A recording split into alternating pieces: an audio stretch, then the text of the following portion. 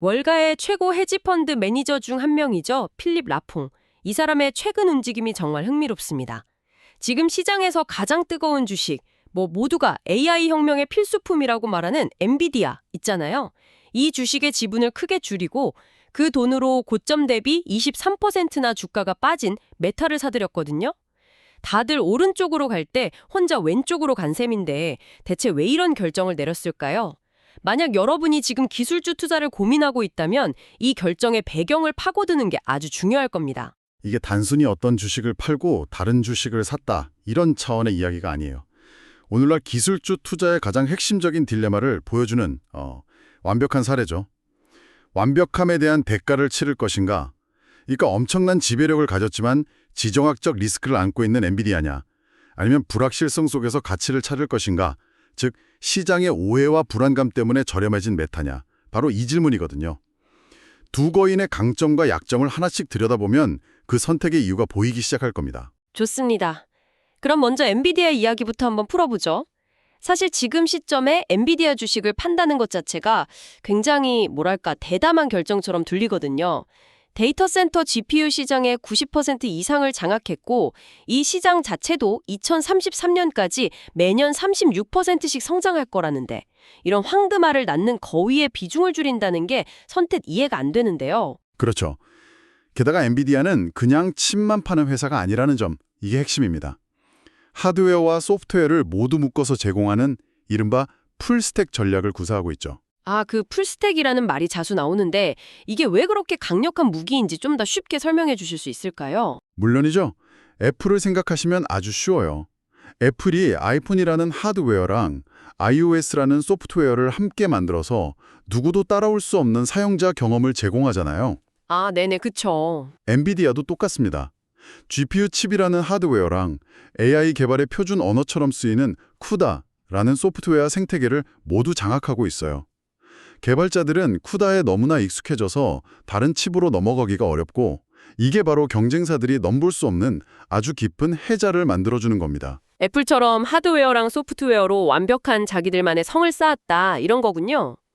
그런데 이렇게 철옹성 같은 기업에 무슨 문제가 있어서 비중을 줄인 걸까요? 바로 여기서 이 이야기의 가장 극적인 반전이 나옵니다. 단 하나의 단어, 중국 때문입니다. 엔비디아의 완벽해 보이는 스토리에서 유일하게 통제 불가능한 가장 큰 리스크죠. 미국의 대중국 반도체 수출 통제 조치가 모든 걸 바꿔버렸습니다. 그 영향이 구체적으로 어느 정도인가요? 수치를 보면 정말 놀라실 거예요. 중국은 세계에서 두 번째로 큰 AI 시장이고 불과 얼마 전까지만 해도 엔비디아는 이 시장의 95%를 차지하고 있었거든요. 95%요? 네. 그런데 지금은요. 그 점유율이 사실상 0을 향해 가고 있습니다. 잠깐만요. 95%에서 0이라고요? 그건 점유율이 좀 줄어드는 수준이 아니라 거대한 시장 하나가 말 그대로 증발해버렸다는 뜻이네요. 솔직히 이 정도로 극단적일 줄은 몰랐습니다. 맞습니다. 젠슨 왕 CEO가 직접 현재로서는 중국에 아무것도 수출할 계획이 없습니다. 라고 공식적으로 말했을 정도니까요. 상황이 얼마나 심각한지 짐작할 수 있죠. 과거 트럼프 행정부 시절에는 성능을 좀 낮춘 칩이라도 중국에 수출할 수 있게 하려는 시도가 있었지만 네, 그런 얘기가 있었죠. 결국 그것마저 무산되는 등 정치적 불확실성이 계속 발목을 잡고 있는 상황입니다. 하지만 월가의 분석가들은 여전히 엔비디아의 연간 수익이 36% 성장할 거라고 예측하잖아요.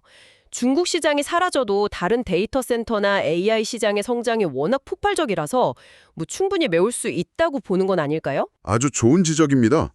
그게 바로 이 딜레마의 핵심이죠. 월가의 예측이 틀렸다는 게 아니에요. 문제는 엔비디아의 주가에는 이미 완벽한 성장이 전부 다 반영되어 있다는 겁니다. 그런데 중국이라는 거대한 변수가 터졌죠. 이건 마치 시속 300km로 달리는 슈퍼카에 언제 터질지 모르는 큰 균열이 생긴 것과 같아요.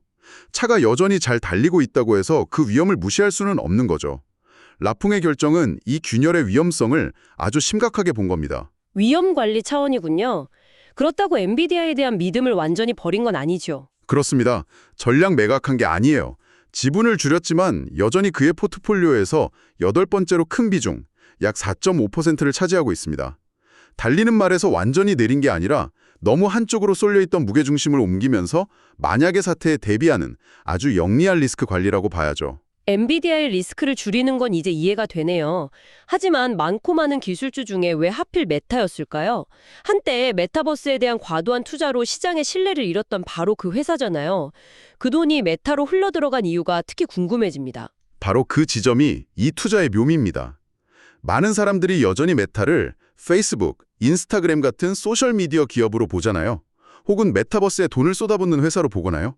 하지만 라폼 같은 투자자는 메타의 본질을 거대한 AI 기업으로 보고 있는 겁니다. AI 기업이요? 소셜미디어 회사가 아니고요. 네, 메타는 지금 AI를 이용해서 자신의 핵심 사업인 광고 비즈니스를 상상 이상으로 강화하고 있습니다. 자체적으로 AI 연산에 최적화된 맞춤형 칩을 설계하고 있고 오픈 AI의 GPT-4에 대항할 만한 라마 같은 초고대 언어 모델도 직접 개발하고 있죠. 그리고 이 모든 기술을 수십억 명이 사용하는 페이스북과 인스타그램에 적용해서 사용자들에게 더 정확한 컨텐츠와 광고를 추천해주고 있는 거고요. 그게 그냥 이론적인 이야기가 아니라 실제로 효과를 보고 있나요? 많은 투자자들은 여전히 그 돈이 수익성 없는 메타버스 프로젝트에 낭비될 거라고 걱정하는데요. 그 우려를 잠재울 만큼 광고 사업에서의 성과가 명확하게 보이나요? 보이고도 남는 수준입니다. 이미 숫자로 증명되고 있어요. AI 기반 추천 알고리즘 덕분에 사용자들이 플랫폼에 머무르는 시간이 늘어났고 광고를 클릭해서 실제 물건을 구매하는 전환율도 눈에 띄게 높아졌습니다. 그 결과 3분기 매출은 26%, 순이익은 무려 20%나 증가했죠. 이건 AI 투자가 단순한 비용이 아니라 확실한 수익으로 돌아오고 있다는 강력한 증거입니다. 실적은 이렇게 좋은데 주가는 왜 고점 대비 23%나 빠진 거죠? 이게 제일 이해가 안 되는 부분이에요.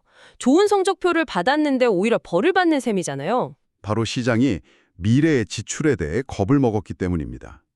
메타가 실적 발표에서 내년에는 AI에 훨씬 더 막대한 돈을 쓸 겁니다라고 발표하자마자 투자자들이 공포에 빠진 거죠. 아, 이렇게 돈을 많이 쓴다고 그러다 수익성이 악화되는 거 아니야? 하는 우려가 주가를 끌어내린 겁니다. 그러니까 현재 엄청난 성과보다 미래에 쓸지도 모르는 불확실한 비용에 시장이 더 민감하게 반응했다. 이 말이군요. 정확합니다. 마치 친구가 갑자기 전 재산을 털어 로또를 사겠다고 할 때 드는 걱정 같은 거예요. 물론 대박이 날 수도 있겠지만 만약 안 되면 어떡하지? 하는 불안감이 앞서는 거죠. 바로 이 지점에서 투자자의 관점이 갈립니다.